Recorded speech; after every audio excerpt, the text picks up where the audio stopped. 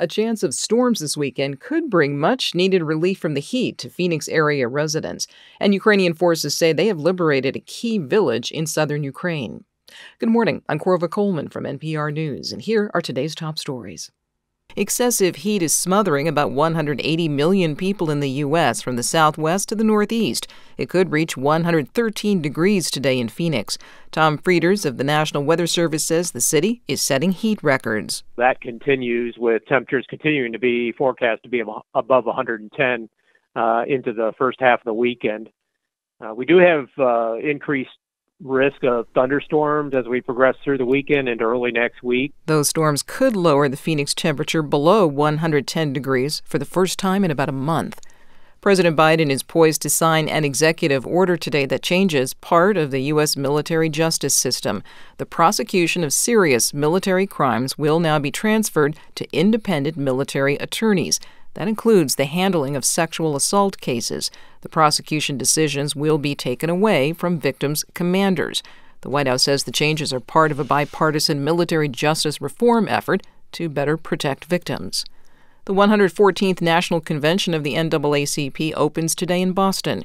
From member station GBH, Paris Alston reports about 10,000 people will attend. Boston last hosted the NAACP convention in 1982. National board member and regional administrator Michael Curry says this year's theme, Thriving Together, is about tackling issues such as voter suppression and affirmative action while celebrating Black culture. We will have thousands of people who will experience Boston. So I'm excited to have them immerse themselves in the history of this city, and we have business to do here. Vice President Kamala Harris, former Secretary of State Hillary Clinton, and rapper Meek Mill are scheduled to speak at the convention. For NPR News, I'm Paris Alston in Boston. Ukraine says it has liberated a key village in the south as its forces continue a counteroffensive to push Russian forces out of Ukrainian land. NPR's Joanna Kakissis has more from Kyiv. In this video, the Ukrainian soldiers who liberated the village of Staromayorsk hold the Ukrainian flag and say glory to Ukraine. President Volodymyr Zelensky posted the video to his social media account with the message, "Our South, our guys." Staromayorsk is north of the occupied port city of Berdyansk on the Sea of Azov. The capture of this village brings Ukraine closer to one of its main counteroffensive goals, to reach the Azov Sea and cut off Russia's land route to occupied Crimea.